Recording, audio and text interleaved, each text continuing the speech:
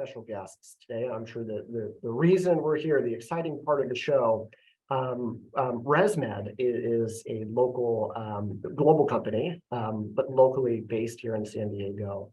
And we're just so grateful. We have two of the recruiters, Briana Vazquez, who's the principal talent acquisition partner for ResMed. And also going to be joining us here in a little bit is Minesh Kapadia, Global Technology Talent Acquisition Lead with ResMed.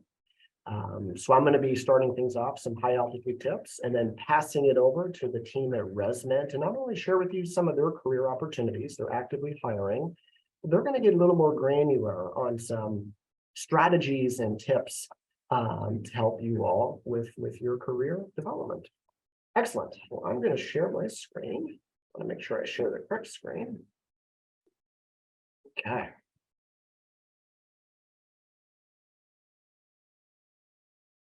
Is it coming through, Carrot slides? Perfect. Again, Matt Yepez, Senior Director of the Career Development Center. My agenda with these 15, 20 minutes is to hopefully leave you all with one tip, one mind shift perspective that you can implement, whether you're looking for your first internship, whether you're looking for your first job out of USD, or perhaps you may be in a career transition and have already graduated and they're looking for some tips and strategies. I want to start off, I really appreciate many folks put in registering for this session, what you were hoping to get out of that. And we'll certainly open the floor for some questions at the end. But what I've noticed in terms of some commonality between the responses was learning more about the process, the resources available to help. Where do I start finding a job, finding an internship? So I hope I am able to, and the team at ResMed are able to address some of those for you. I think the first thing to start off with is the process and recognizing it feels overwhelming and can feel a little bit overwhelming, whether it is looking for that internship, whether it is you graduated and you may be preparing for a career transition. You may not be sure where to start. So I hope some of these tricks and tips and tricks will help with that. 3 core tips I really want to leave you with. Number 1 is follow a process. Number 2 is really shift the mindset to differentiating yourself. And number 3, the importance of connecting with employers. So I want to start with here following a process.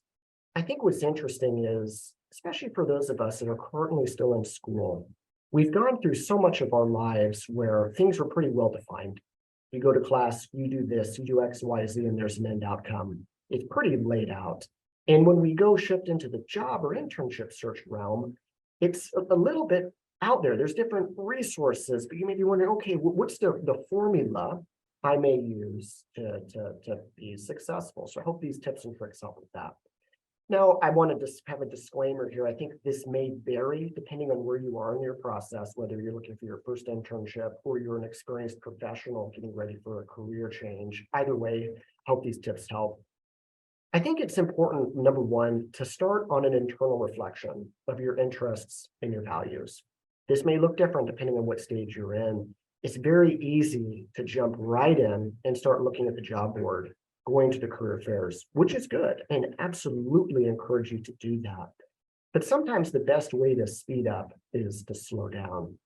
Take some time, reflect on your interests, your values, your skills, doing that self-inventory, and everyone does it differently. For me, journaling really helps. Taking time to introspect in when you may feel the pressure to outwardly go look. You want to keep looking, of course, but really take some time to reflect on yourself. I think that's really going to help you understand your value proposition, help you identify what opportunities to look at, and will really, really help you when you're making that value proposition to a potential employer. Number 2 is organize your process. Everyone operates differently. I'm a firm believer of keeping it simple and using a simple process as an Excel spreadsheet. You could use this to organize your search. If you're coming across opportunities, to list them there, to put down when the application opened, to put down contact info of the recruiter, to put down a many number of details. What's going to help with this is, especially as your job search starts gaining momentum and you're applying to multiple positions, this is going to help you remember what you applied to initiate nudges and follow up with the employer. It may sound simple, but it's also really easy to not do this. And I really think you'll gain some value. I think a bit is resetting your mindset. I don't want to get too deep in the rabbit hole on this. But for those of you that have potentially come from a sports background or even in school, you have the principle of practice time versus game time. Even kids playing soccer practice for a ratio more than they play game time per week. I think in the job search, we want to take that mindset to heart. If you have an interview coming up that's, let's say, an hour long, prepare for more than that.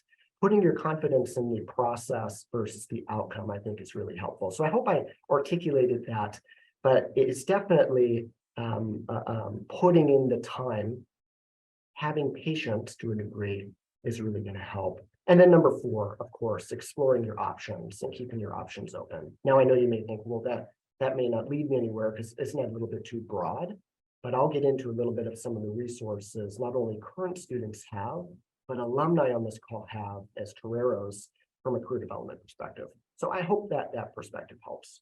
Number 2, I want to get back to the second tip of differentiating yourself. A lot of words on this, but essentially what this means is, if I can articulate it, think of it as a puzzle piece fit. So you have an organization, they have a problem, if you will. They have a need. They need someone to do X, Y, Z role, whether that's a full-time job or whether that's an internship. And they articulate this via a job posting.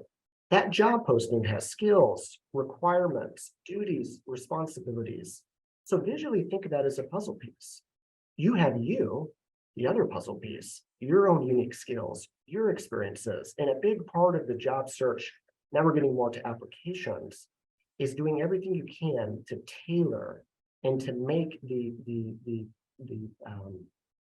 argument, if you will, that you are a fit for that organization, enough so that it warrants an interview. So companies, it's a little tough for us as a career center to know who, but there are companies out there that use AI or using essentially software to do a word scan on someone's resume and for keyword match on the job description.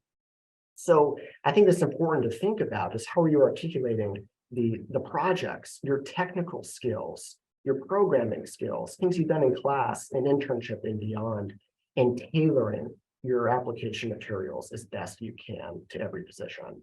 I think the same goes for a cover letter as well. That's such a great opportunity for you to really showcase that you're genuinely interested in the opportunity and you're eager to connect for an interview. So I could probably go more on this, but I want to certainly leave enough time for ResMed. One other tip I'll leave here on differentiating yourself, and this could be a tactic you use preparing for an interview, is take the job description or the internship description, copy and paste it into your favorite word processing, let's say Microsoft Word, and start bulleting out all the different key parts, the duties, the responsibilities, what you would be doing in the role, and maybe print it out on paper if that works, if that helps kind of with flow, and start thinking of different stories or situations that you've encountered, whether it's through school, whether it's through work, whether it's through extracurricular, and start plugging and playing of examples that meet those different areas of the job responsibilities. Now, I know we have limited time here, and these are some of the things our office can help you all with, not only students, but alumni, is leveraging what many would call the STAR method or the CAR method. You may have heard that before: situation, task, action, result, or context, action, result. Employers will often ask this: tell me about a time when you did X. Tell me about a time when you did Y. Chances are those are based off of what's listed on the job description. So if you can do if you can put in the time to prepare beforehand, some of these stories, some of these situations, you'll go in very prepared. So this really ties back to that concept of mindset of practice time versus game time. Really increasing the time you put into preparation, I think will really increase your odds of success, no matter what field you're looking for opportunities in. So to close things out from my end, I want to talk about the third core tip, which is connect. We could talk quite a bit about this, but doing everything you can to differentiate yourself and initiate contact with the recruiter. And I know our team at ResMed is going to get more granular from their recruiter perspective on how to navigate this.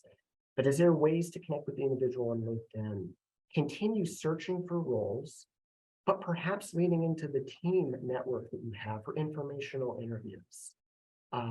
Whether you're a student or whether you're exploring a career transition, we're close to 70,000 USD alumni out there, and they're all eager to help. Finally, from the connection of differentiating yourself, always, I hope if there's one takeaway from today, it's just to please do this. At the end of any interview, to send a follow-up thank you. Whether that's email, whether that's handwritten, that's a little bit of your personal discretion. But that really, really goes such a long way in terms of differentiating yourself. Just a couple resources. I promise I'm wrapping things up here, and I'll put these links in the chat while the team at ResMed is presenting, so you have these.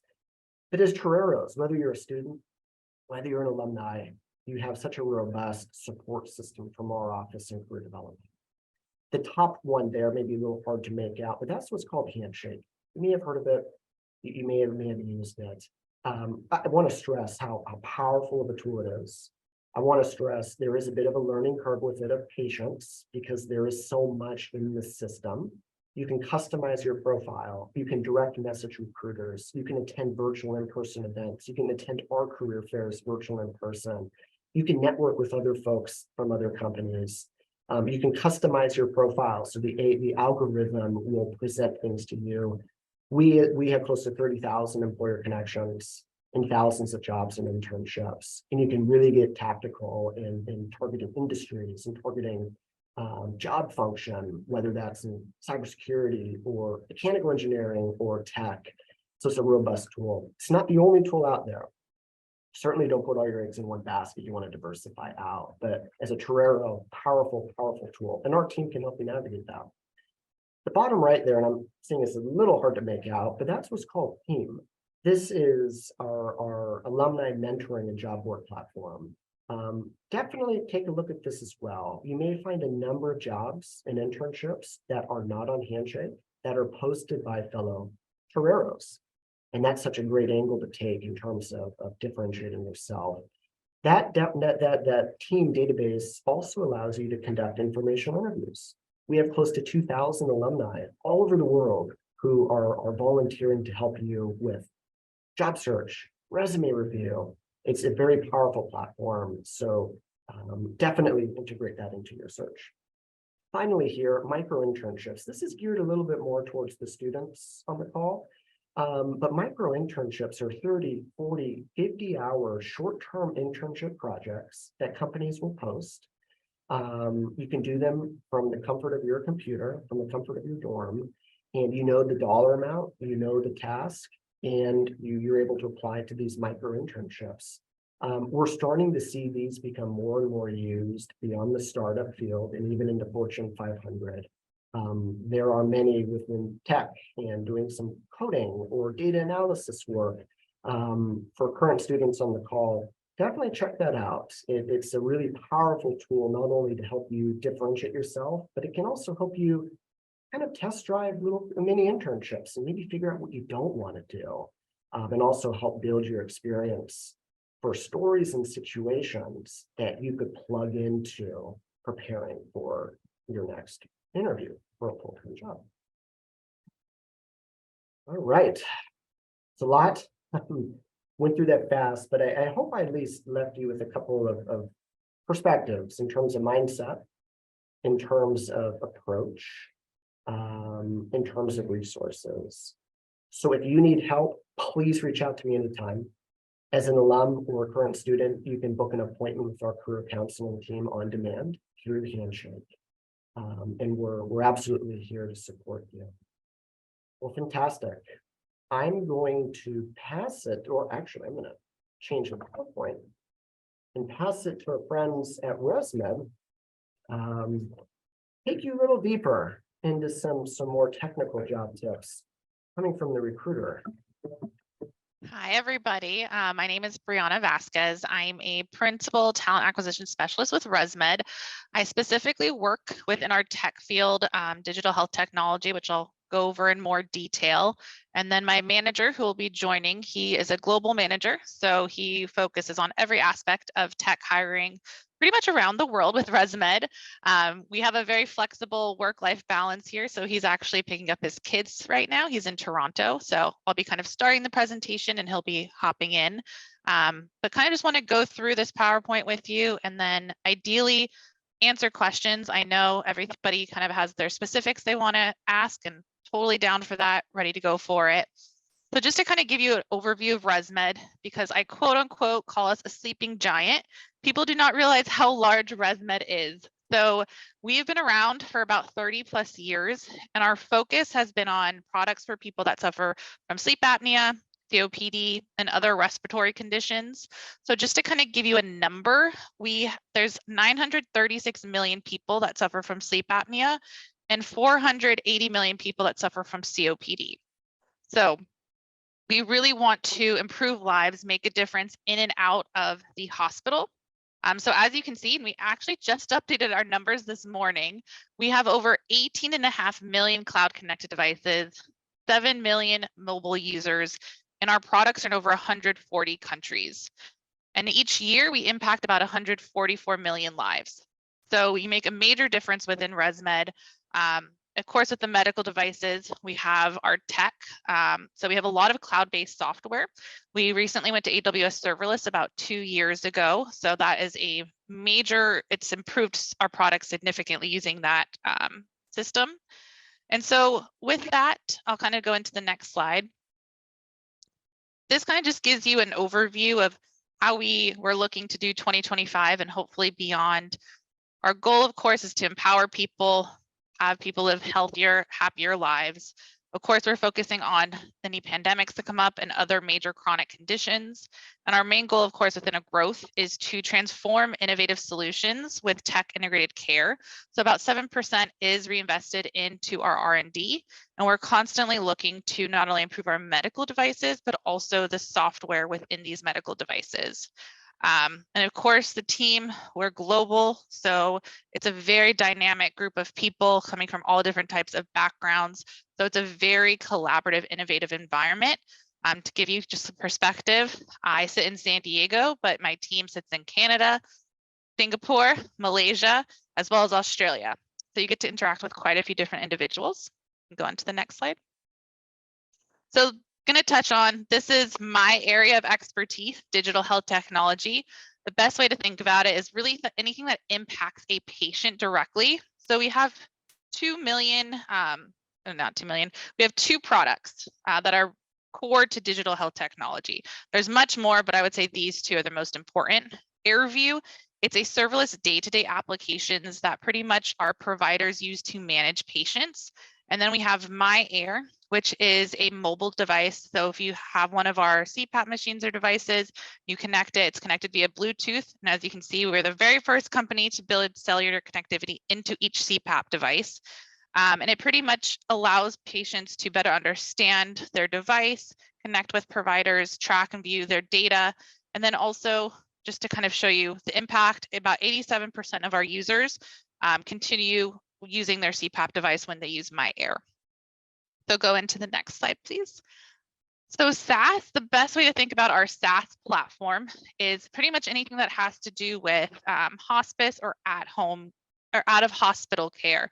So there's different ways that we have that. We have different companies. We have Brightree, Matrix Care, but it really is focused more on the provider side of things. So we have 2 different types of tech. They all somewhat, of course, interconnect. We all are looking for the same pretty much individuals, but just want to make that differentiation. We have our SaaS team, digital health technology team. So 2 different areas of tech where you can make improvement. So going into what I think most people are here to talk about. kind of broke it down, me and Minesh, just kind of on what we see, what we reviewed. I've been recruiting for 7+ years, 3 years now about in tech. And then Minesh will talk about his qualifications. He has quite a few more years on me. So pretty much something that we see is people who apply to jobs, we want you to make like as Matt mentioned, make your resume relevant to that specific job description. I see great resumes that come in. I wish we could hire them, but none of the technical skills that are listed on the job description are listed on the resume.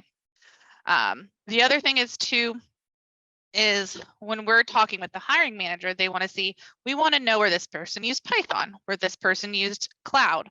So definitely when you think about your bullet points for each of your experiences or internships, make sure you put not only the skill at the top of your page, but also in the summary of each of your experience. We want to see where you used something. If you just listed on your skills, we're not sure if you only used it once. We may go on to the next candidate who mentions it 2 to 3 more times in their resume. The other thing is list your tech skills and education at the top of your resume. I know it may seem simple, but I see this all the time where it's at the end, you're scrolling through and I'm lost. I'm not sure what you're looking for. When we see your tech skills and education at the top, usually most people need a bachelor's degree in order for our tech roles. And then with the tech skills, I know for my perspective, we need to look for certain coding languages, certain tools someone's used. So it just helps us out and better reviews our resume. We do look at your resume. We don't use AI. We take a look at each resume and when we review it. And then the other thing too, list your experience from your most recent role. We want to see kind of what you've been doing now. We'll of course go to the bottom, but we want to see what your most recent experience is. And then you can forget about the 1-page rule. I talked to quite a few candidates where they mention experience, but I'm like, it's not on your resume. And they're like, well, I wanted to make it 1 page. As a recruiter, if your resume is 2 to 3 pages, doesn't bother me. I want to know the experience. I want to know what you've done because that really highlights who you are and what you've done in your experience. The cover letter, we always say that's optional. It's not necessary though, unless it's asked. If you feel like it'll help you in the long run, please include it, but it does not hurt your application if you do not include a cover letter. I can't say that for every company, but for ResMed, especially within the tech industry, that doesn't make a huge difference if we're going to move you forward or not. Go to the next slide. LinkedIn profile. Okay, so I am on LinkedIn way too many times throughout the day. And what I see, so if I'm not able to get organic applicants that come to our site, my team and the rest of the recruiters will go into LinkedIn and try to find candidates that we think would be a good match. So this is something that you can really utilize. I don't think people realize how important their LinkedIn profile is, especially when it comes to tech jobs.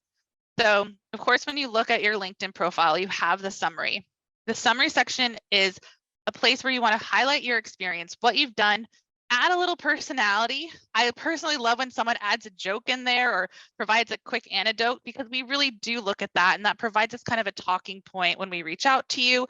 And also it just shows that you have a personality and we're excited to chat with you. Also, you can list your tech skills there too. I see people that put, hey, my experience is in Python, I'm learning Java. It just helps us get a better understanding of who you are. And then of course, the LinkedIn assessments. These are great tools. When you pass a LinkedIn assessment, it shows on your profile. I've passed 2, I've passed PowerPoint and Word, but it just makes you more eligible to recruiters. You're gonna pop up first. And for instance, to give you an example, I'm looking currently for a role that needs Google Analytics expertise. So people I'm going to first are the ones that pass that LinkedIn assessment. And you can, when you get this slide, you can go ahead and click on that. It'll take you to all of the different assessments they have. There's tons of different assessments, especially for tech. I feel like it's meant for that. So definitely take those if you have time. If you fail once, you can always take it again. So don't worry about that. And then LinkedIn recently actually allows you to put your skills in your experience. So you can put that you've used Java in your first job, Python in your second job, but it really shows how many times you've used that particular skill or tool, and it'll make you pop more in our searches. Your main way to look at it is, how can I make myself visible to a recruiter who's sourcing for profiles? One of the detriments is if you leave it blank and let's say you put yourself open to work, I'm less likely to contact you because I'm not really sure what your skills are. If it's pretty much just your role and title, I'm going to probably move on to somebody else that lists everything in detail on their LinkedIn profile.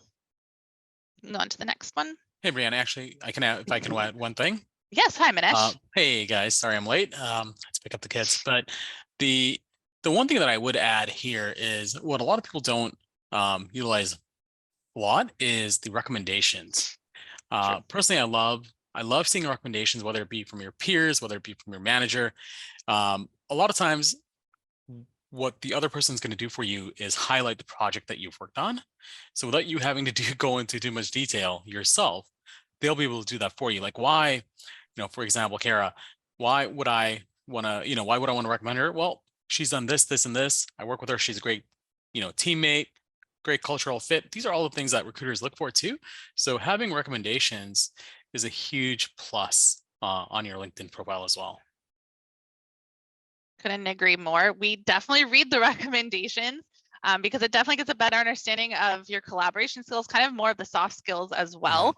So don't hesitate to reach out to people and ask. I have 9 recommendations. I've asked each one of them. If they say no, they say no. But it can't hurt to ask. That's my philosophy. I'll go on to the next slide. I'll let Minesh take this one away. I've been doing a lot of talking. Great, thanks. All right. So in terms of networking, definitely do your research. The company, I don't know if you talked about this, Briana, but like when I see research, one thing that really like stands out for a candidate in our eyes is someone who does the research on the company that you're applying for. It kind of like breaks our heart when we say, "So, what do you know about ResMed?" They're like, "Oh, I just looked it up. You guys do some sort of CPAP stuff." No, that is not what we want. We want someone who's interested, in the field that they're going into, or to the company as well. Like, do your research, take half hour before you go to the interview and kind of understand what the company does, and pick out some bullet points that resonates with you as a candidate going into that job interview or a recruiter screen. So definitely do your research. Limit the use of chat bot and AIs. We really don't like that as much. We want the human side of you. And then if you're reaching out to whether it be a recruiter or a hiring manager, make it short and to the point. I know Briana wrote an example here, but one thing that you want to highlight is, your interest, what the job is. If you have a requisition number in front of you, make sure you add that. Third thing is, how would you add value to that team as a candidate, and all that great stuff. So make sure you include that as well. And then of course, if you know that the job itself is looking for an AWS engineer, highlight your AWS skills. What do you know? Even if you don't, you can say, you know what, I worked on GCP, but I was fast learner and I know I can ramp up the same way on AWS as well. So these are kind of things that you want to add in your outreach message as well. One thing we really, I won't say hate, dislike is when I get a random ping on LinkedIn and it says, hey, please review my resume and let me know what roles I can apply to. Again, that goes to the first bullet point. Do your research, right? What kind of jobs do you want? Take that initiative. And that's what we mean by that. And if you know the hiring manager, please do not hesitate to reach out. They love hearing from, interested candidates as well. I'll pause right there. Any questions from anyone? I think we're going to do questions at the end. Oh, we are. Perfect. Yeah. Then we'll go to the next slide. In regards to networking, I do want to say, don't take it personally if the recruiter or hiring manager doesn't respond back to you. Sometimes our workloads are at an extreme, but sometimes I have all day to kind of just talk to people, get back to them. So just, if you want to follow up, please follow up with us. We're not taking it personally. Don't take it personally. We want to help you at the end of the day. It just sometimes our workload may not allow us to connect with everybody. So just keep that in mind.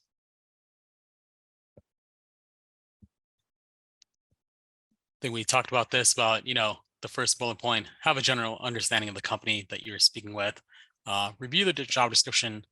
And again, how does your experience align with what the company is looking for? This is your chance to highlight your skills, highlight, the projects that you worked on, and talk through the technical skills that you may have that's related to the job itself. And don't be afraid to ask about compensation. You know, what does your compensation package look like? Does it include benefits? Does it include stocks? Is it just a base salary? Those are all the questions you can ask with the recruiter. Again, you don't want to do this when you're with a panel interview, maybe with a hiring manager, maybe, but not necessarily with a panel interview. But you can definitely do that with the recruiter screen. And in California, companies are now legally required to put salary ranges. So you'll see the range, but again, don't be afraid to ask what else is included. And then finally, ask about the interview process. How many rounds? How long will each round take? Who am I going to be meeting with? And what does each round entail? Like, what should I expect from each round of the interviews? So feel free to ask that as well. We'll be more than happy to share that with you because we get that information from the hiring manager directly. I think what's important to note is you're also interviewing us. So sometimes I'll talk to candidates and they don't have any questions. It's kind of a one-sided conversation. We want to be able to tell you these things. We want to make sure that if you move to the interview stage, you know what to expect because we want you to do well. We want to hire somebody at the end of the day. So don't be afraid to ask questions. I never stop a phone screen if someone's asking too many questions. I always try my best to answer that. So just understand that you're also interviewing us too, and we expect to get some questions from you. Good point. And then here are some highlights of some of our current openings. And again, when we share this deck with you guys, there is a clickable link here on career pages to access all of our current open roles. But again, software engineering is something that, we're definitely hiring a lot of. So you see that. And of course, the technical product management is something that we're working on as well right now. So every team in ResMed has a TPM assigned to it. So it's not uncommon to see that role open multiple times. And we're constantly hiring. I know the news is not too positive right now with tech, but we are continuously hiring. We do post new jobs on our website. So even if you don't see something today that matches your interest, in 2 months, it could pop up. So I always say keep checking because you just never know.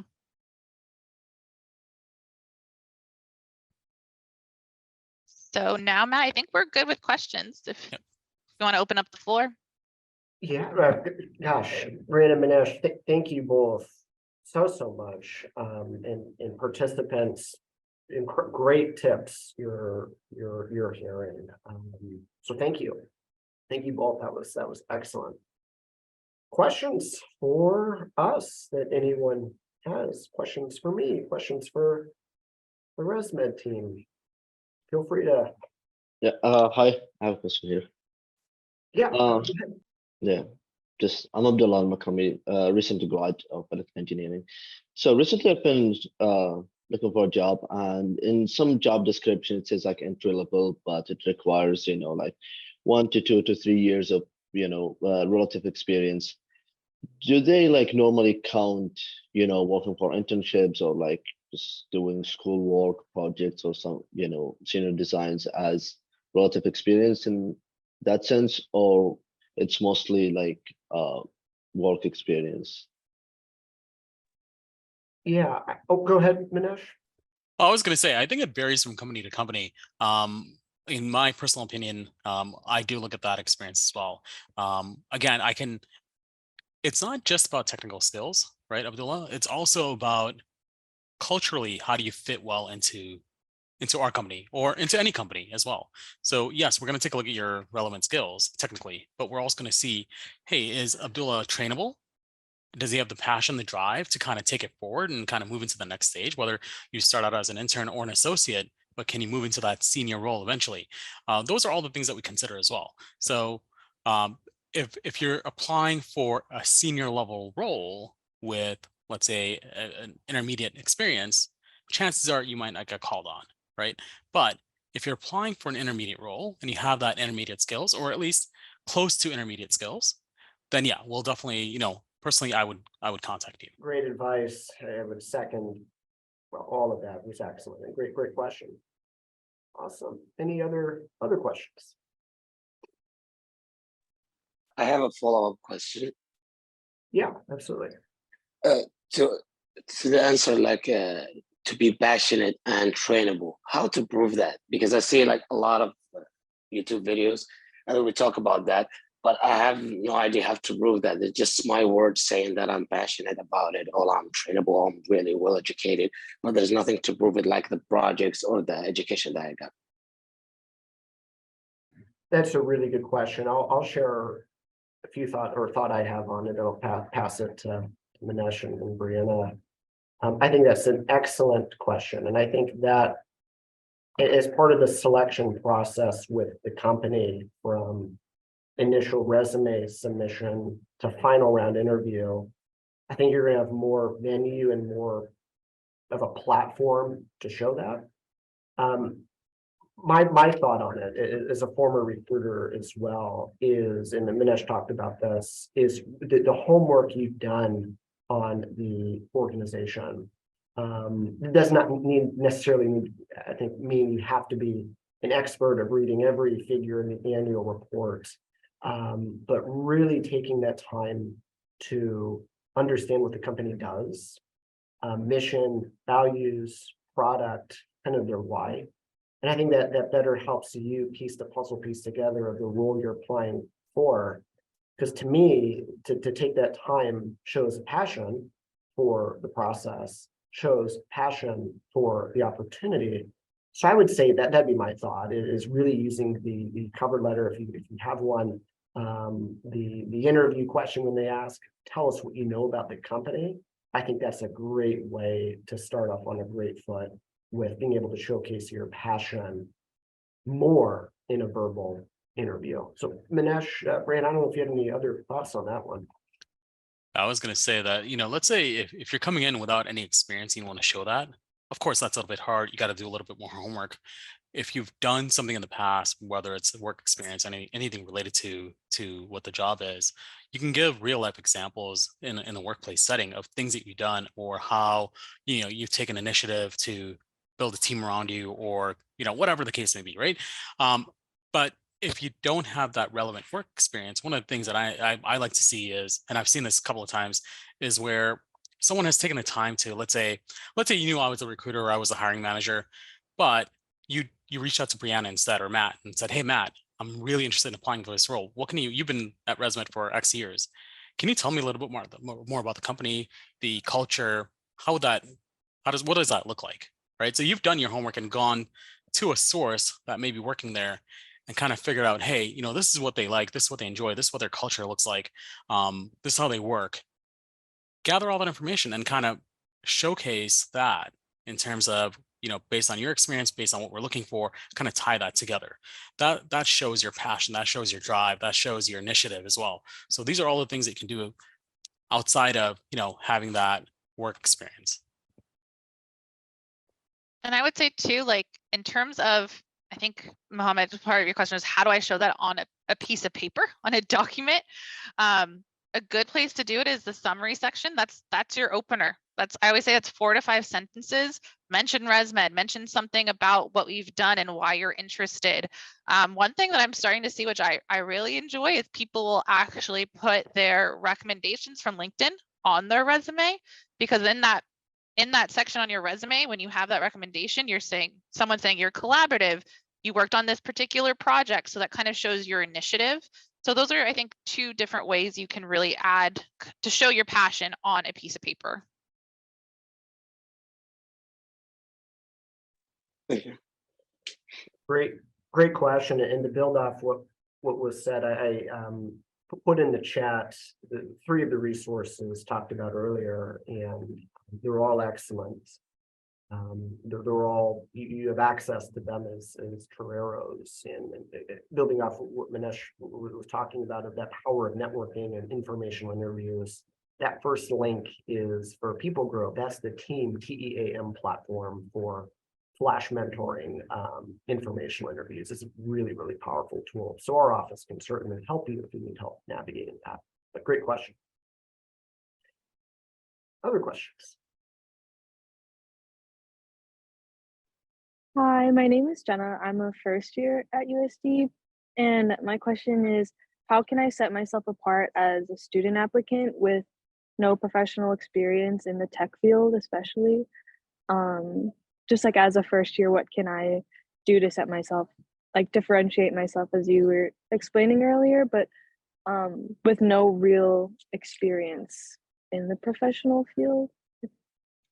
Great question. I'll share a few thoughts and then pass it to ResMed. I think first of all, hats off for being here and taking the initiative to be a part of the process like this as a first year. I think by you being here today, you're already differentiating yourself. So you should be very proud. Congrats. I think it's now granted, I think every company is going to be a little bit different. We are, from our vantage point in the Career Center, seeing more and more companies starting to target talent earlier than junior year for internships, possibly first and second year. So I think the homework on the company, also keeping the spirit of exploration, of exploring, of networking, and really doing that assessment of your interests and values. And I think you're going to experience some things you may not want to do, or further hone in what you're interested in. So I know that's a little deviated from your initial question. I think in summary, when you're preparing, it's more than just this, more than a resume, but making the recruiter's job as easy as possible, highlighting those transferable experiences, whether it's the classroom, whether it's clubs, whether it's side projects that you may have done, or maybe some technical projects or hobbies that you've done. I think really approaching it broadly, because as you start progressing through your time in school, you'll be getting that first internship. You'll be able to then add more depth and content to your resume. So I'm not sure if I directly answered the question. I think in summary, it's the fact that you're here is great. And really approaching conversations with the recruiters professionally, but also with a genuine curiosity to learn about what they do. So Minesh, Briana, I don't know if you had any other more thoughts, maybe on a more of a technical nature on that question.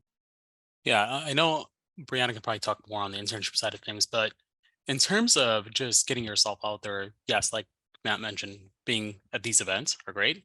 Now that, we're more open to meeting in public and having events and things like that, any sort of meetup groups, any sort of like open houses that are set up by different companies, feel free to go to those. Feel free to introduce yourself as a first year student, saying, hey, here's my interest, here's what I'm thinking about going into. Your company would be one of the companies that I'd love to kind of explore further. And that's why I'm here, to learn more about what you do. Just simple things like that. It will set yourself apart from everyone else. Yeah, and I would definitely say as in-person events start happening, go do those. Those are super helpful. We put a face to the name for sure. The other thing too is feel free.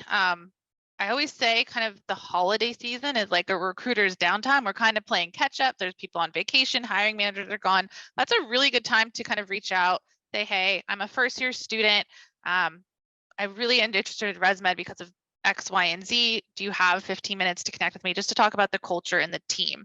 I think that's a good way to kind of reach out. I think, like I said, it's kind of our downtime. So more open to doing that. And then also for me personally in college, my professors were key. Talking to them, how did they get started? What did you do? Do you have anyone in your network, or is there any companies that you think I would be interested in? I'm just utilizing everybody around you. Everybody wants to help at the end of the day. So just use the people around you to kind of get a better feel of potentially what you want to do and kind of how to network yourself. And the other way is LinkedIn. It's a social media platform at the end of the day. I have 5,000 connections. Some of them are in college. And most of the time they're posting their projects, they're sharing their GitHub, they're talking about an experience they had. Put a voice to your profile. Just start sharing. Think of it that way. And if I could add, shameless plug on the Career Center, I think certainly leaning into your resources of professors and friends and colleagues, but Through Handshake, you can book an appointment with a career counselor, and this also goes for alumni on the call.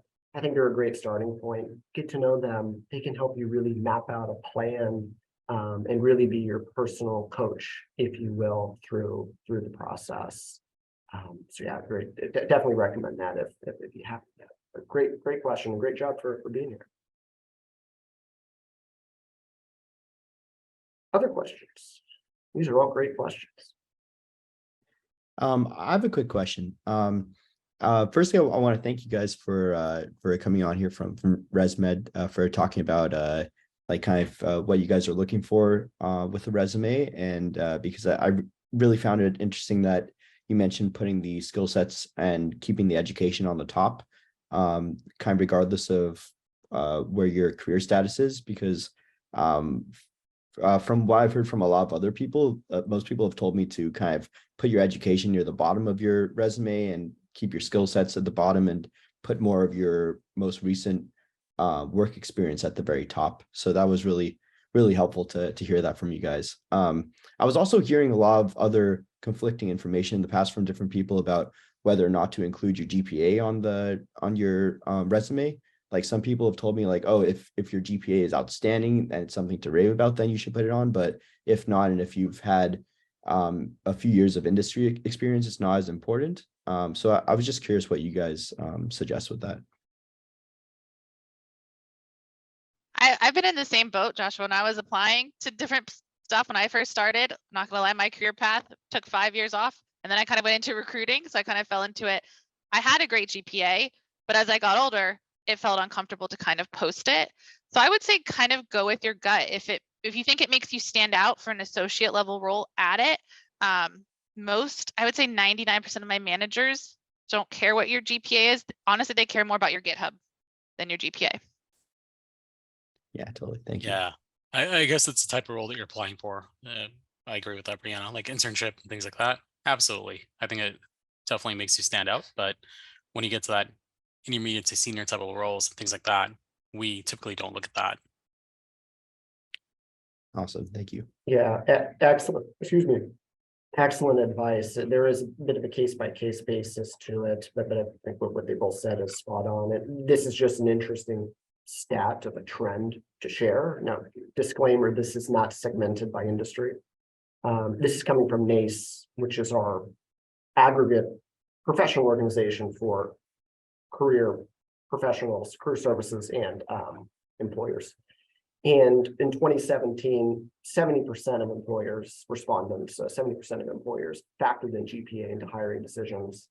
2018, 67%, 2019, 70%, and now it's about 55%. So we're seeing a bit of a stair-step downward trend. I just think that's interesting for what it's worth. But great advice and great question. Cool. Thank you, guys. Good questions. We have about five more minutes here. We're doing good on time. Any other questions for the group?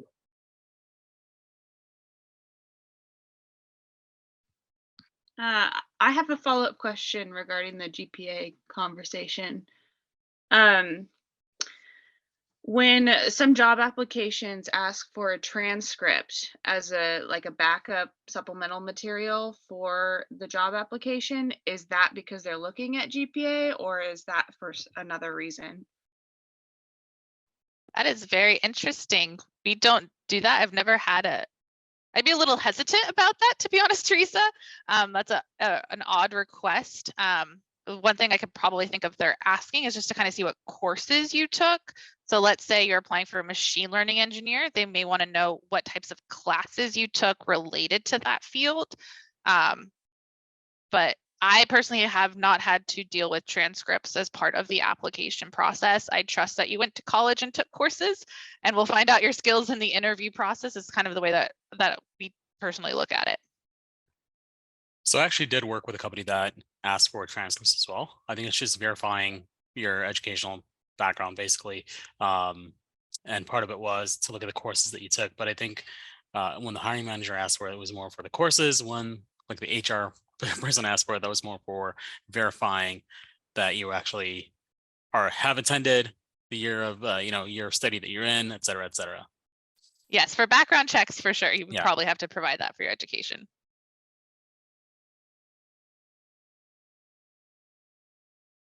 Excellent. I have a question. Yes.